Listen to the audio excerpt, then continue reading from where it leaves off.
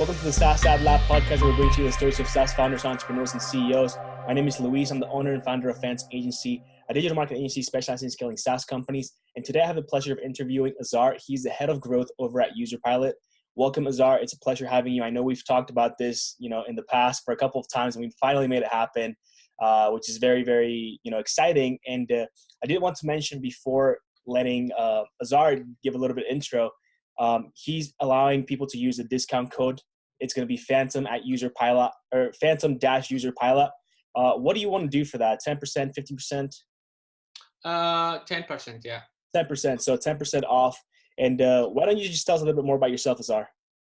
Yeah. Hey, so I'm the head of the growth at UserPilot, and I have been in the SaaS industry for the last 5 years. I used to be a co-founder of which I'm still part of, eComply.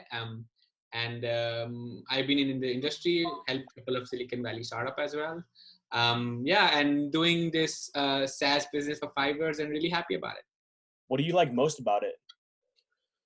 That it's dynamic, that it keeps changing, and it keeps you always on the toes to try new strategies and make different implementation and see if it actually works. The best part about actually being a co-founder or head of growth is that, you can see the meta level picture, that whatever you do actually impacts the business. And that's the best part about it. And also the once you have a really good onboarded customer, this person or this customer is going to stay longer in your company and keep giving you the money over time. So it's a business that has a compounding effect. And I love the part about SaaS, that we have a compounding effect. And we are happy to help in that specific compounding effect as well. Cool. So obviously UserPilot is very, very involved in user onboarding.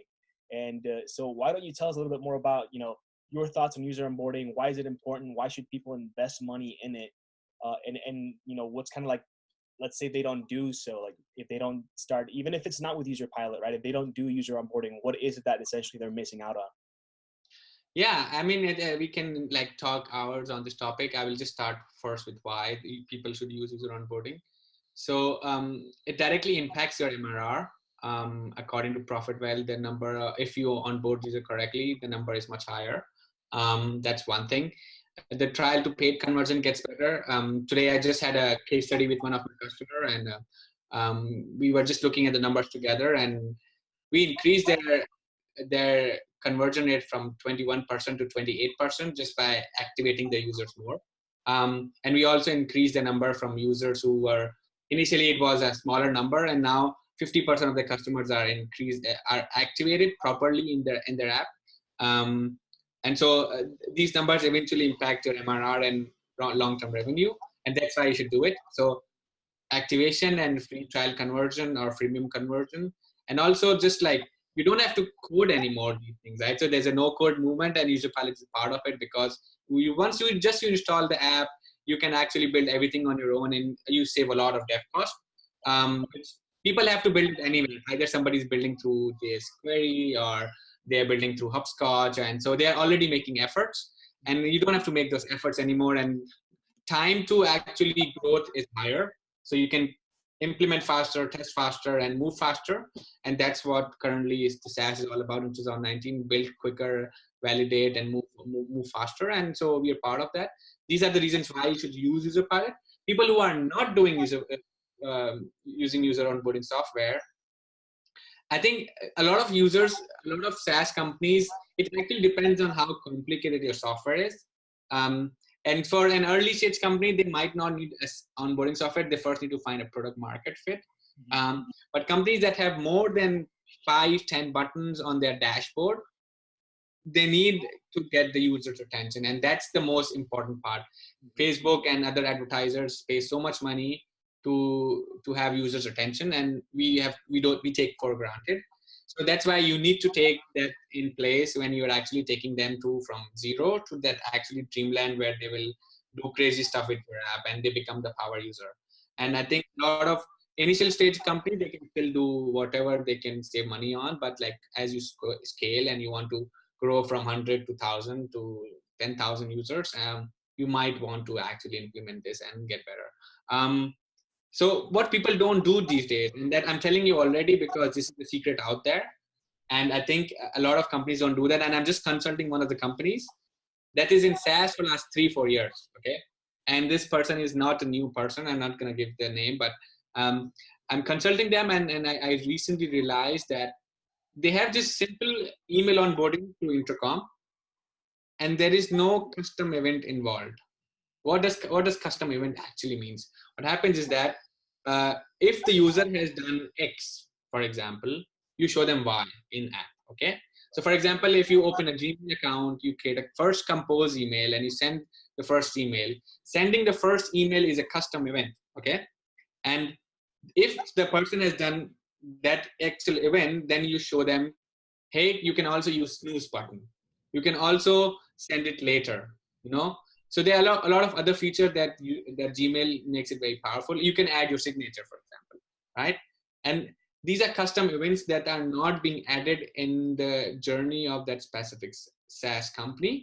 And a lot of SaaS companies don't do it. I'm doing currently a research that how many companies actually have those custom events or custom onboarding in place. How many are doing contextual onboarding, like based on my own journey, my personalized journey, and how many actually have some kind of checklist in place. So I'm doing this research, but what I'm aware of the fact that these companies are not doing it because there is a myth that you need to have such a good UX, the user will figure it out. Okay. And yes, for example, a product like Basecamp, you might not need an onboarding, right? It's so simple. They're in the market for so many years, and they have made the project management tool very easy to do. But it's not the same with every tool, and not every tool has the best UX. Not every tool has the best way to explain the user what to do next, or it's so intuitive already.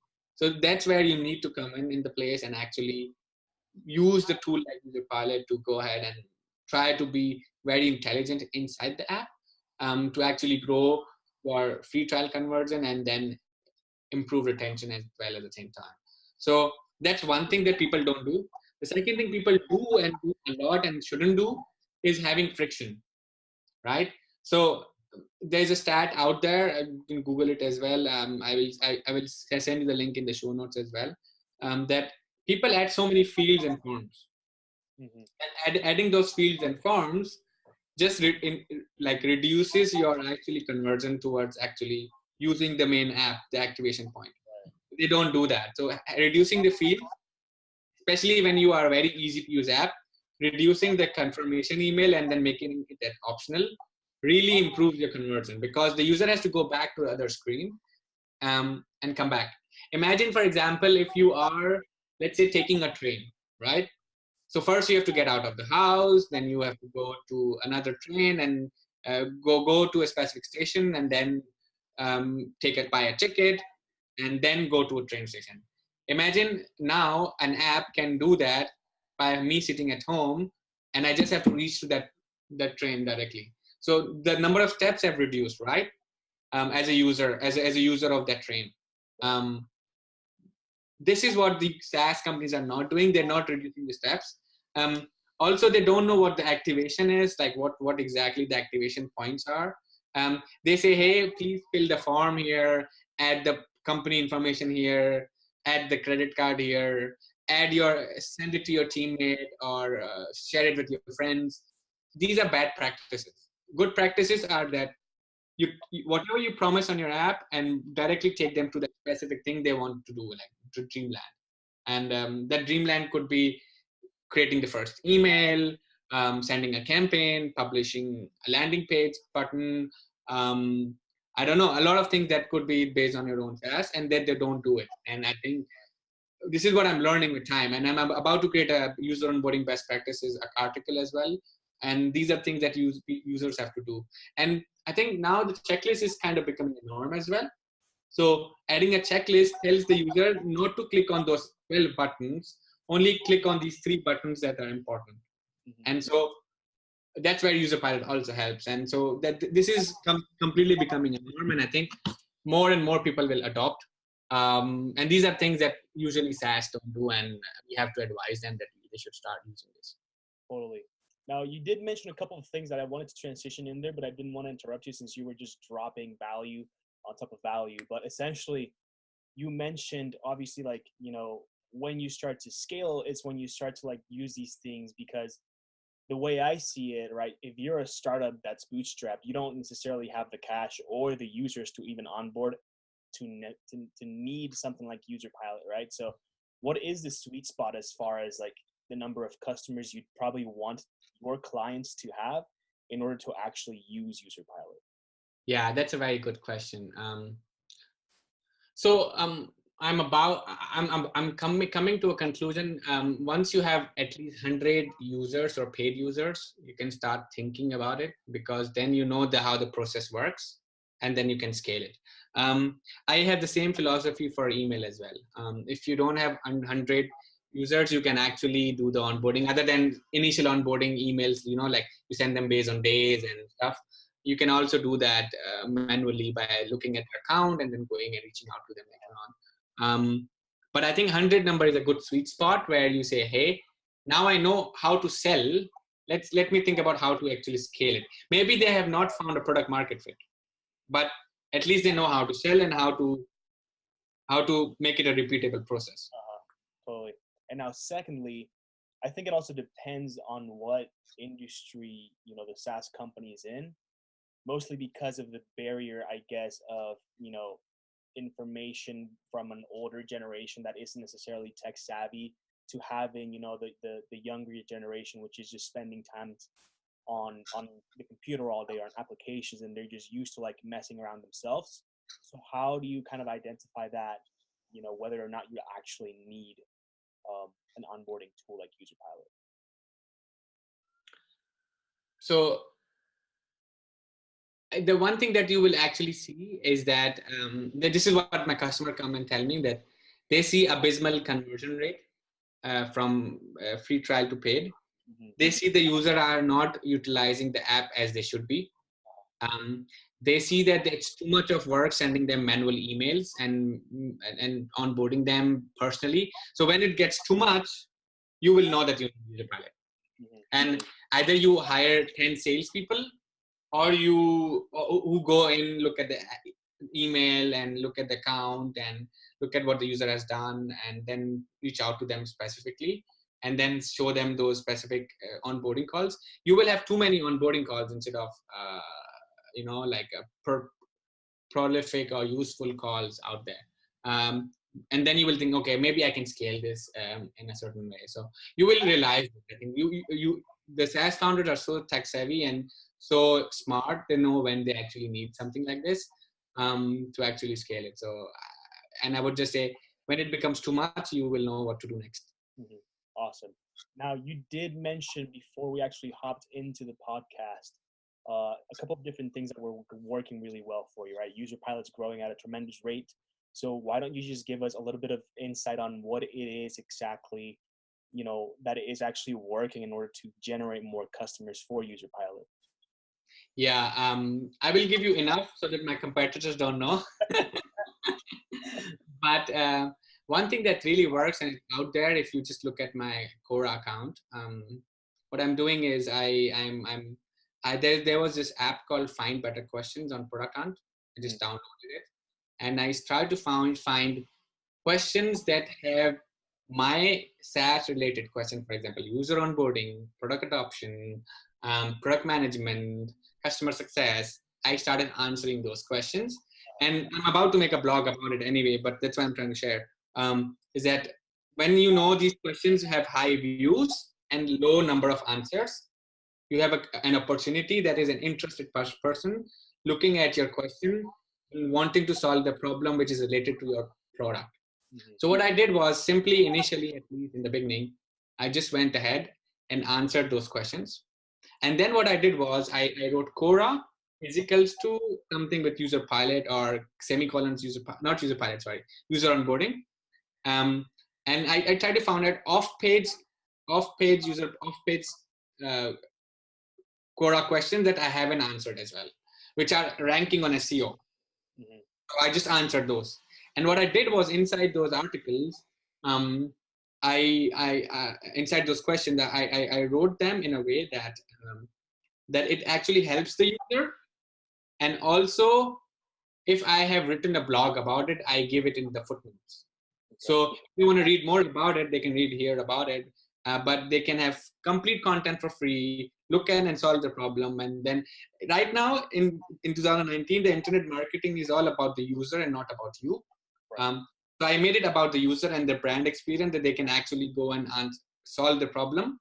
And then I have user pilot on the profile somewhere. So if this guy has actually answered the question, maybe I can look at his profile and convert. So I see at least 10 conversions from Quora per month. Just normally. I mean, the conversions are actually paid people or people just free, completely organic. Whatever I've done, I've never paid anything right now. Everything is working organically. But I mean, do they, by conversion, you mean these people signed up and became paying users? No, they saw the answer question and they saw an answer, and then they signed up for a demo, and that's a conversion for me. Obviously, I am tracking, but I don't know exact numbers. But I do look at like how people are coming inside the app as well. But this is the basic number, right? You know, my job was to increase the traffic and increase the conversion initially. So that's how I did it.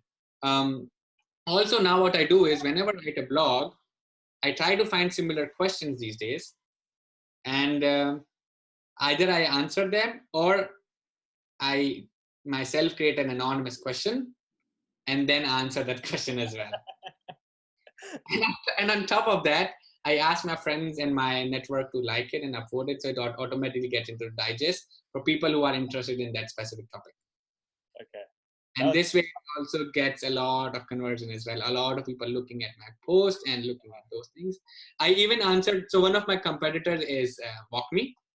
And the question was, how much, and this is exactly happened. That customer didn't convert to paid user, but he told me that's how he found me. The question was, how much does WalkMe charges? You know, how much do they charge, right? And I said, this is a rough number, but since you're looking at the pricing, there are 3 other products like this also there. I mentioned me and my competitors as well, and really openly, right? I shared like the product that you can also look at if you're looking at, because the pricing is a point where people are at the stage of decision making and they want to just look at other things as well. So this is something that was working. And now I have created the next thing which I'm going to work on is now Quora has Quora Space. So you can create your own space. It could be user onboarding, product adoption, and it's only shared with a couple of people. Not everybody can make a space. So I have those space and I'm trying to share related content in that space. So it's like Facebook groups, but for the specific topic. And so this is my next level strategy that I'm doing is just educating people. I am part of SaaSter by Jason Lemkin, and I see him sharing all this content with us. And so I'm just trying to see how he does it and how I can do it. And that's working for me. That was one of the strategies that I really did well, and we got enough traction from it. That's really cool. Now, when I asked the question on, you know, whether they were paid sign up or whatever, you mentioned that you've never run any sort of paid advertising or anything like that. Is there a reason for that, or is it that you just don't necessarily see the need for it? So I do run Facebook retargeting ad to bring them back for a demo, but I think I'm not doing a good job at it right now, and it's simply not a priority. We have so much conversion. When I look at my Google Analytics, last week I saw it, and I saw that 50% of the people who are coming to the web for the first time are converting into a sign up or a demo, right? And that's just good enough for me right now. I'm not thinking about bringing them back and showing them different pages, which I have to do eventually. But this is something that is working. My inbound is so much working. I don't have to pay ads right now. But it's in the pipeline, and I should do this. I should do Facebook ads as well as the Google ads as well. Okay, very cool. Now, what's been really the most challenging thing for you at UserPilot? There are a lot of things that are challenging, especially too much to do in too less time. But I would say the one thing that is currently challenging is, so just to give you some comparison, in my previous startup, we were like a GDPR startup, and like we used to sell GDPR software. no customer has actually was asking us, hey, can you make this feature for us? In user pilot, as the head of growth, every day, at least every day out of 20 people, 10 people say, hey, do you have this feature ready or not? Hey, do you have this integration there or not? Hey, when this will be available? Hey, do you have this specific feature that I can use? So I think we have a huge demand of satisfying people's needs, and that's the most challenging part about it. But that's the also most fun part about it, that even though we don't have those things, people are still using user pilot. And I think there are feature creeps as well who just want to have so many things and don't want to use it. So we have to filter them down as well. But yeah, this is the biggest challenge, that is to create features for the customers who really, really need it. And how do you essentially, and I don't know if this is your role, right? But how does user pilot then, I guess, grade how the priority on each one of these feature requests? So right now we do not have, I would not say like a perfect product management process, but it's very obvious. On a sales call, it's very obvious what's the first priority. Everybody, when they talk, they say, hey, do you have this? Do you have this? For example, HubSpot integration is something that customers are asking since a long time. And so it should be there, for example. And the analytics product, for example, Amplitude and Funnel, these are very obvious because they want to understand the funnel as well. So these are pretty obvious features that I'm just telling you. I'm not telling you my own features, but I'm telling you like the features that are there, that the people are asking for integrations. And we have, it's very obvious for us what to create, and we have a backlog in place that we actually go ahead and do it. So this is the simple process. And I would say that we are not at the stage where that we have to create that perfect feedback loop to create those product management. But I think this is very obvious. And a couple of people like Jason Fried and other SaaS founders who also talk about it, they are not huge fan of backlog or those product management field as well. Sorry about that. Yeah, so I would just say like we are a bit ahead of we are a bit behind on that thing, but we do know that how things work out and what features that people are asking for, and we have a backlog like for 6-8 months that we have to fulfill. Okay, very cool. Now you mentioned that earlier that content was one of the things that are working the most. Are you referring to like obviously it's a type of content like you answering those core questions and stuff like that, but aside from that, is it video content, articles, blog posts? What is the thing that you see that's giving you the most traction as far as traffic? Simply the blog content. I've just done nothing except answering the questions that are on search engine and ranking those search engine keywords that are low keyword difficulty and I can easily rank on. I know that since my topic is on user onboarding, I should actually create those topics. You've also shared one of the blogs about, I don't know which one was it, product management and user onboarding, something like that by Product School, right? So what I'm doing is I'm just creating the content which is related to my topic, related to what customers might be asking us, and looking at the keyword difficulty and creating those content based on the intent as well and based on the education and the awareness as well. And we're seeing that the conversion coming out of from them. If it's in a high intent content, people are converting from there. And that's what I've been doing. And I'm answering the questions in a very long format, detailed format, giving all the examples, data, structure, the visibility, how it should be done. And in return, if they come back and if they don't want to sign up, they can always, the pop-up comes in and says, hey, I'm going to share with you the email course on user onboarding and product adoption. And if you want to learn, give me your email, I'll send it over to you. So these are the couple of strategies that are working. I do see that from my email course, at least 10% of the people, also they sign up eventually. So yeah, blog, SEO, Quora, these are the things that are working really well, and I'm just doubling down. So I was reading a lot of different articles these days, and I think 30% of my job is to just, not my job, I would say 30% of my time is invested in learning about the new things. And one thing I recently learned was that when something is working for you, just double it down. And that's what I'm doing, doubling down what's working for me instead of finding new channels. which I still have to do and eventually have to do. But when something is working, why to stop the process and do something new, right? Definitely. I totally 100% agree with that. Now, on, as far as you, what is one thing that you're currently trying to accomplish inside of UserPilot? We are planning to have an amazing UX right now because we are a UX company. So that's something we're trying to accomplish, and hopefully in 30 days we will be able to have that amazing UX and onboarding for us as well. That's awesome. Really cool. And a little bit more on a personal level, right? And these are questions that everybody gets. What is something that you're not very good at? I'm not good at. That's a very good question. When you ask a generalist that what you're not good at, it's very hard to pick which I'm not really good at. I would say I'm not really good at native advertising, like Outbrain and Taboola stuff.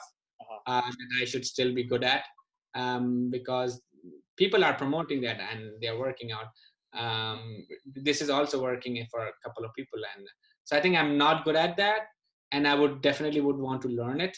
But this is my personal goal. So the next goal for me is to actually learn everything about advertising and be really good at it, and regardless of native, Facebook, or search.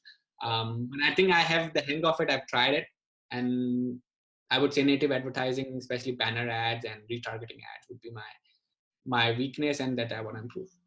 Okay, cool. And what is something that you're really good at?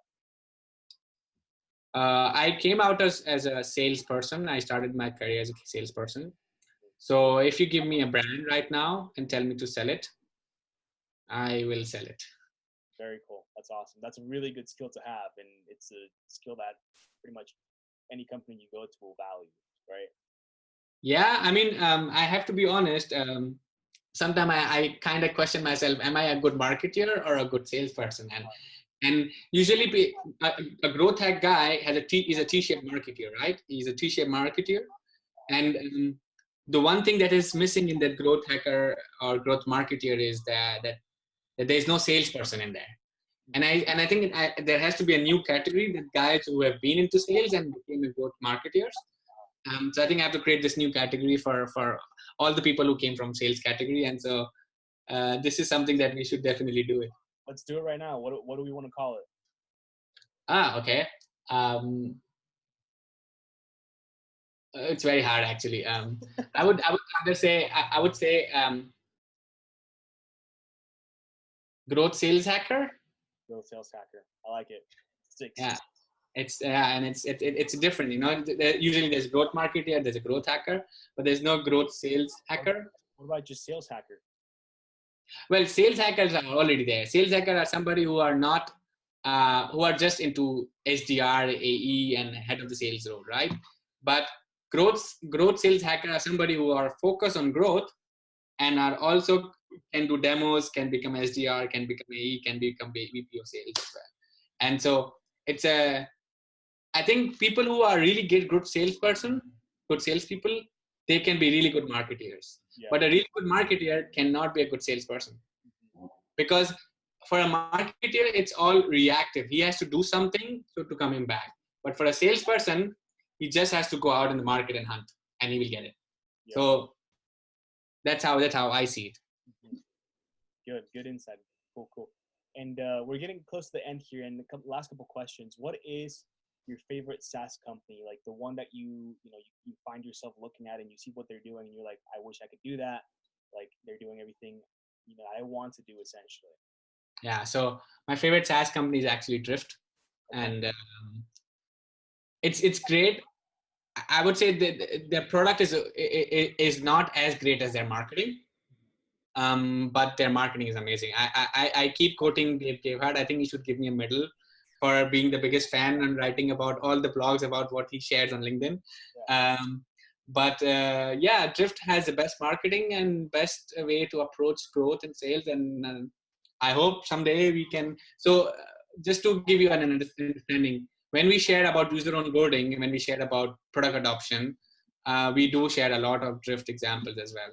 And Drift has the trajectory of having around 300 people or 200 more people in 1 year when they hired so many people and grew so fast.